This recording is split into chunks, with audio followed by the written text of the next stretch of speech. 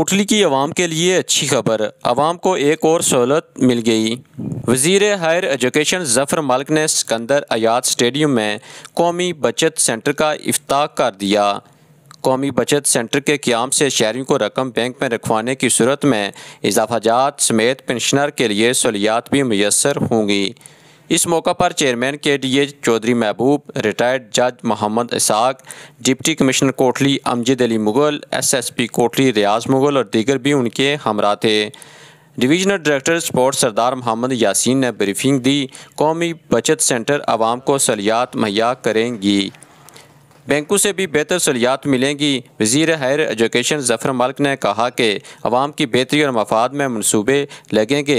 हम आवाम की बेहतरी और मफाद के लिए ही असम्बली में जाते हैं। पाकिस्तान तहरीक इंसाफ की हुकूमत आवाम की फलाह बहबूद के लिए काम करेगी। हुकूमत आवाम को सहूलियात देने से कभी पीछे नहीं हटेगी। मैंने अवामी खिदमत का मिशन ही अपने मंशूर में रखा था। वज़ीर हायर एजुकेशन ने आवाम को मज़ीद सहूलियात की यकीन दहानी भी कराई। जो अफराद यहाँ तशरीफ़ फरमा हैं, अलियान कोटली, मीडिया नुमाइंदगान, सोशल मीडिया नुमाइंदगान, इलेक्ट्रॉनिक व प्रिंट मीडिया नुमाइंदगान, आप सबको मेरी तरफ़ से खुलूस भरा सलाम। मैं सबसे पहले आफ्ताब साहब का और इनके डिपार्टमेंट का, वफाकी हुकूमत का शुक्रिया अदा करना चाहूँगा। मैं थोड़ा सा इसकी तफसील में जाना चाहूँगा। मैं कोशिश करूँगा कि 2-3 मिनट में अपनी बात ख़त्म कर सकूँ। अलियान कोटली आज से 1 साल कबल जब 2021 के इंतखाबात का इनेकाद आज़ाद कश्मीर के अंदर हुआ और उस वक्त ड्यूरिंग इलेक्शन कैंपेन, हम इलेक्शन कैंपेन में थे और कोटली के लोगों का एक मुतालबा, हर कैंपेन में हम जहाँ जाते थे लोग हमसे ये मुतालबा करते थे, जो हमारे पेंशनर्स हज़रात हैं, हमारे वो लोग जिनके पैसे जनरल पोस्ट ऑफिस कोटली में जिन्होंने फ़िक्स कराए हुए थे, वो उनका टाइम मैच्योर हो चुका था और लोगों को उन पैसों के असूल के लिए यहाँ से इस्लामाबाद, मीरपुर और रावलाकोट दूर दराज इलाकों में जाना पड़ता था। और लोगों का ये एक बड़ा मुतालबा था कि हमें कोटली के अंदर नेशनल सेविंग सेंटर का क़याम अमल में लाया जाए ताकि लोगों की मुश्किलात में कमी हो सके। और उसमें उस वक्त मैं उन लोगों का नाम भी लेना ज़रूरी समझूँगा। आज वो मुलाज़म GPO के से रिटायर हो चुके हैं। उसमें इस मसले को हाईलाइट करने के लिए जावेद साहब जो उस वक्त GPO के मुलाज़म थे, खालिद साहब वो उस वक्त GPO के मुलाज़म थे, ज़िया साहब वो इस वक्त यहाँ GPO में मौजूद थे और वो भी आए रोज़ इस मामले की तरफ हमारी तवज्जो दिलाते थे। और उसके बाद जब इंतखाबात के बाद मैं इलेक्शन अल्लाह के फजल व करम से जीता तो उस वक्त मलिक सजाद साहब अपने दरख्वास्त के साथ मेरे पास आए और मैं उस वक्त के वज़ीर अमूर कश्मीर, आज यहाँ उनका ज़िक्र न करूँ तो ये भी ज़्यादती होगी। मैं शुक्रगुज़ार हूँ साबिक़ वफाकी वज़ीर अमूर कश्मीर अली अमीन गंडापुर का कि मैंने लोगों के इस मसले को उनके साथ डिस्कस किया और उसके बाद उन्होंने इस मामले का इनिशिएटिव लेते हुए उस वक्त के वफाकी मिनिस्टर और स्पेशली वज़रा का काम होता है अहकामात जारी करना, असल जो टीम होती है वो फील्ड ऑफिसरान होते हैं। मैं आज वो डायरेक्टर जो जिन्होंने इस मामले में अहम किरदार अदा किया उनका भी शुक्रिया अदा करना चाहूँगा।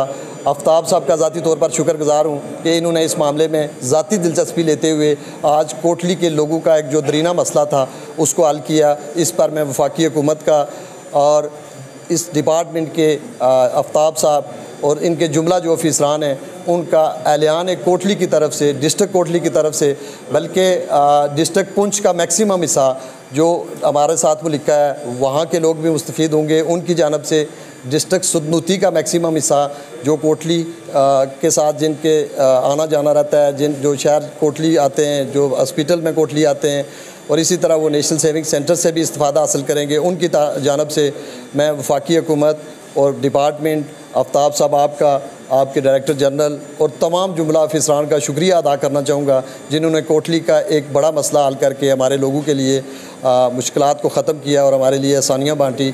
मैं अपनी पूरी टीम की जानब से, डिप्टी कमिश्नर साहब की जानब से, DC साहब आपका भी बेहद मशकूर व ममनून हूँ कि जब भी कोटली के हवाले से हमने आपके साथ डिस्कस किया, आपने गहरी दिलचस्पी रखते हुए लोगों के मसाइल को हल करने की पूरी कोशिश की। मैं अपनी डिस्ट्रिक्ट इंतज़ामिया का भी शुक्रगुज़ार हूँ कि वो हमा वक्त लोगों के काम काज में मसरूफ़ रहते हैं और स्पेशली मेरे सामने जो हमारी सोशल मीडिया टीम है, इनका भी बेहद मशकूर और ममनून हूँ कि इन्होंने हमेशा कोटली के मसाइल को उजागर किया, हमेशा पॉजिटिवली काम किया, हमेशा लोगों के इश्यूज़ को डिस्कस किया। और आप तमाम अहबाब का बेहद मशकूर और ममनून, इस दुआ के साथ कि अल्लाह ताला हमें ये तौफीक अता फरमाए कि हम लोगों की मुश्किलात में कमी कर सकें और इंसानों की बेहतरी के लिए काम कर सकें। वमा अलैना इल्लल बलागुल मुबीन। वस्सलाम। गवर्नमेंट के मशहूर हैं कि ये काफ़ी अर्सा से हम लोगों का मुतालबा था कि ये जो सेविंग नेशनल सेविंग्स है कोटली में, चूँकि लोगों के बहुत से पैसे जीपीओ में यानी इस पोस्ट ऑफिस में थे, तो सैकड़ों लोग हमारे पास आते थे कि ये हमारा प्रॉब्लम है। तो इस प्रॉब्लम को आखिर हमें बड़ी खुशी से ये कहना पड़ रहा है कि ये एजाज़ मलिक ज़फ़र साहब और हमारी गवर्नमेंट को जाता है कि इनकी कारशोर कोशिशों से आज ये हमें दिन देखना नसीब हो रहा है। अल्लाह करे ऐसे और भी काम मलिक साहब और हमारी हुकूमत यहाँ कोटली में और कोटली के अलावा कश्मीर में करे। हम जहाँ पर शुक्रिया अदा कर रहे हैं मलिक साहब का कि वो इफ्तिताह करने के लिए यहाँ तशरीफ़ लाए। इन्होंने जो ब्रीफिंग दी है उसमें ये बातें कही गई हैं कि ये जो नेशनल सेविंग्स है इसमें वो लोग जो काम नहीं कर सकते, यानी जो पेंशनर्स हैं, वो अपने पैसे रख सकते हैं और डाकखाने वाले पैसे भी यहाँ से मिल जाएंगे। जिन लोगों के हैं वो बिल पर जाकर लेते थे। तो ये बहुत ही बड़ा काम हुआ है कोटली में।